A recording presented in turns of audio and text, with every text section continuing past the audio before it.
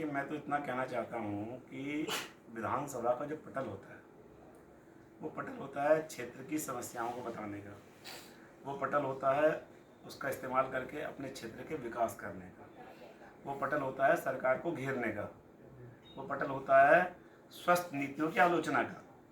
लेकिन मैं देख रहा हूँ लगातार 3-4 सत्रों से हमारे क्षेत्र के विधायक माननीय श्री तिलकराज बेहड़ जी, जो मेरे बड़े भाई हैं, वो मुझसे इतना प्रेम करते हैं कि मेरा नाम इतना जपते हैं वहाँ कि कुछ लोग कह रहे हैं कि उनको राजेश शुक्ला का फोबिया हो गया है। या तो 27 नज़दीक आ रहा है, या ये कारण है कि उन्हें डर लग रहा है कि यार उस समय तो हम अल्पसंख्यक भाइयों से कुछ कह के, कुछ और झूठ साच बोल करके चुनाव जीत गए। लेकिन इस बार तो लोग सवाल पूछेंगे, लोग पूछेंगे राजेश शुक्ला अगर एम्स ला सकते हैं तो आप क्यों नहीं ला सकते कुछ बड़ी चीज़। राजेश शुक्ला अगर नहर कवरिंग करा सकते हैं तो आप उसको आगे क्यों नहीं बढ़ा सकते। राजेश शुक्ला अगर हाईटेक बस अड्डा बना सकते हैं तो आप कोई नई चीज़ क्यों नहीं ला सकते। राजेश शुक्ला अगर डिग्री कॉलेज ला सकते हैं तो आप उसका उच्चीकरण क्यों नहीं करा सकते, या स्पोर्ट्स कॉलेज क्यों नहीं खोल सकते, या यहाँ पर हाई कोर्ट क्यों नहीं ला सकते। तो इन सब सवालों से बचने के लिए वो बात को घुमा करके और झूठी बातें जिनका कोई सिर पैर नहीं है। अब वो बार कह रहे हैं कि मैंने लेटर पैड पे अपने को पूर्व नहीं लिखा। पहली बात यह है कि मैंने सैकड़ों लेटर पैड जारी किए हैं इन 3 साल जब से मैं चुनाव हारा उसके बाद, और मैं तमाम विभागों को दिए हैं, मेरे पास रिकॉर्ड है। और कोई ऐसा लेटर पैड नहीं जिससे पूर्व विधायक ना लिखा हो। और मैं एक सवाल और करता हूँ कि उनको ये तो दिख गया होगा किसी पैड पर मेरा नाम बाई चांस छूट गया हो, पूर्व लिखना है, भले नीचे मैंने किया हो ऊपर छूट गया हो। उनको ये नहीं दिखता कि उनके पुत्र जिन्होंने विधायक पद की शपथ नहीं ली है, वो बतौर विधायक लिखी हुई गाड़ी में घूमते हैं, गनर साथ में बैठा होता है, आगे लिखा होता है विधायक की इच्छा, और विधायक के तौर पर वो जनता दरबार लगाते हैं। मेरे पास फोटोग्राफ्स है कि वो जनता की समस्याएं सुनते हैं। भाई किसी से सुनते हो, क्या तुमने शपथ ली है विधायक की? तो अपना पुत्र गड़बड़ कर रहा है तो कोई बात नहीं, और हम जो 10 साल विधायक रहे हैं और लगातार नियमों का पालन कर रहे हैं, किसी एक पैड पर कहीं पूर्व लिखना छूट गया, लेकिन वहीं नीचे जहाँ मैंने अपना नाम लिखा, साइन किया, वहाँ पूर्व लिखा हुआ है, उसको लेके बैठे हैं। दूसरा मैं उनसे कहना चाह रहा हूँ कि उसमें मैंने दुरुपयोग क्या किया भाई। मैंने कोई ज़मीन लिखा ली, मैंने कोई गलत काम कर दिया, उस पैड से कोई गलत धंधे में ले गया। अगर मैंने भी क्षेत्र के विकास के लिए पैड पे कुछ लिख के किसी अधिकारी कर्मचारी को भेज दिया होगा, इसमें उनको क्या ऐतराज़ है। मेरे जैसे 69 विधायक और हारे हैं पूरे प्रदेश में, और हर जगह विधायक जीते हैं, कहीं कांग्रेस जीते हैं, कहीं भाजपा के जीते हैं। लेकिन जो जीते हैं उनसे हारने वाले से दुश्मनी नहीं रखते, वो बल्कि मिलके काम करते हैं अपने क्षेत्र के लिए। मैं देखा है पहाड़ों में और कई जगह, मैंने हरिद्वार में देखा है कि वहाँ का जीता विधायक और हारा हुआ विधायक प्रत्याशी वो साथ मिलके जाते हैं मुख्यमंत्री के पास। अच्छा तो तब लगता है जब विधायक जी कहते हैं भाई राजेश भाई आप भी मेरे छोटे भाई हो, 10 साल यहाँ विधायक रहे हो और आपने कोई अच्छे काम यहाँ शुरू किए थे, चलो भाई तुम्हारी सरकार है, आओ हम दोनों भाई मिलकर मुख्यमंत्री के पास चलते हैं और कुछ काम कराते हैं, शिक्षा का विकास करते हैं। लेकिन ये सब तो करते नहीं है वो, और मेरे वो गाली देते देते वो ये परंपराएं भूल जाते हैं कि वो तो मुझसे सीनियर विधायक हैं 5 बार के। सदन की ये परंपरा है कि जो सदस्य सदन के अंदर नहीं रहता, बाहर के व्यक्ति पर सदन के अंदर कभी आरोप नहीं लगाया जाता, उसका नाम नहीं लिया जाता। इस सदन की परंपरा है। मैं सदन में हूँ नहीं इस समय, मैं होता तो वहाँ जवाब देता। लेकिन उन्होंने जिस तरीके से मेरा नाम लेकर के झूठ बोला, इन सब झूठ बोलने कारणों से ही उनकी गंभीरता खत्म हो रही है। उनको लोग बहुत गंभीरता से नहीं ले रहे।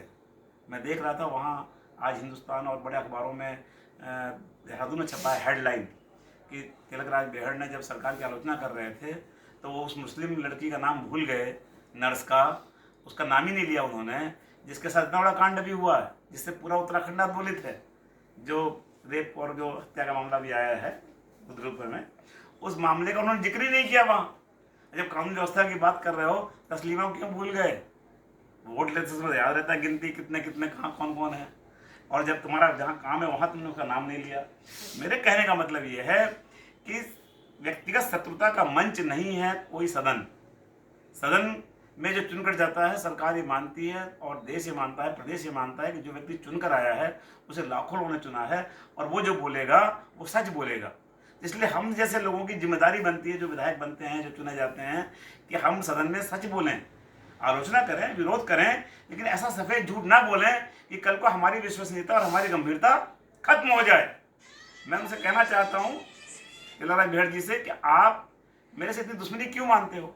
भाषणों में तो आप, मीडिया में तो आप ये कहते हो कि राजेश शुक्ला व्यक्तिगत संबंध नहीं निभाते, अरे भाई आप बीमार पड़े धरना देते देते, मैं आपको देखने अस्पताल गया, मैं आप मीडिया के बंधुओं से पूछना चाहता हूँ कि अगर मैं अस्पताल देखने गया तो मैंने कोई गलत काम किया क्या? बताइए आप लोग, कोई गलत काम किया मैंने?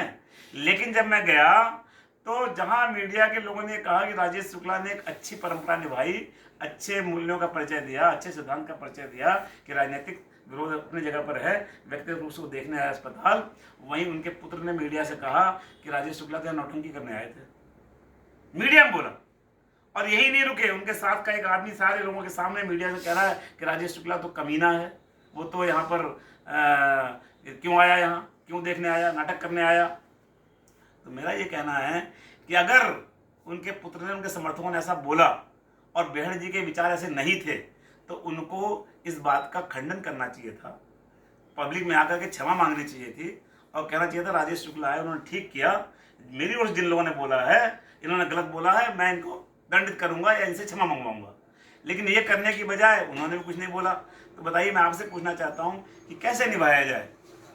हर जगह वो झूठ बोलते हैं, हर जगह वो गलत कराना चाहते हैं, जो गलत नहीं करता है उनके दबाव में उन अधिकारियों पर आरोप लगाते हैं। सदन का कोई ऐसा पटल नहीं गया होगा जिसमें उन्होंने एसएसपी के खिलाफ, एसडीएम के खिलाफ, सीईओ के खिलाफ, क्या बस यही मुद्दा है इस यहाँ पर किच्छा विधानसभा में कि एसडीएम कौन रहेगा, एसएसपी कौन रहेगा उधम सिंह नगर में? इसके अलावा किच्छा में कोई मुद्दा नहीं है, किच्छा के नौजवानों का मुद्दा नहीं है, यहाँ इंडस्ट्री लगनी इसका मुद्दा नहीं है, अस्पतालों में डॉक्टर नहीं इसका मुद्दा नहीं है, या और स्कूलों का उच्चीकरण होना है, डिग्री कॉलेज में मास्टर्स डिग्री शुरू होनी है, या और कोई विकास कार्य होना है, ये सब मुद्दे नहीं है। इन मुद्दों पर वो नहीं बोलते, केवल उनके दो प्रिय विषय हैं, राजेश शुक्ला को गाली देना और अफसरों को गाली देना। तो इन बातों से मुझे लगता है कि उनकी गंभीरता खत्म हो रही है और इससे क्षेत्र की जनता भी जो उनसे बहुत अपेक्षाएं रखती थी, हम सब सोचते थे कि वो इतने सीनियर हैं, इतना उनका लंबा अनुभव है, वो मिनिस्टर रहे हैं, तो डेफिनेटली अगर वो आज विधायक बने तो उनके अनुभवों का लाभ सदन को मिले, यहाँ की जनता को मिले। और इसका फायदा उनको ये होगा कि जब चुनाव आएगा तो चुनाव में लोग उनसे ये नहीं पूछेंगे राजेश शुक्ला लेटर पैड पे क्या लिखता था, चुनाव में लोग ये पूछेंगे कि विधायक जी तुमने क्या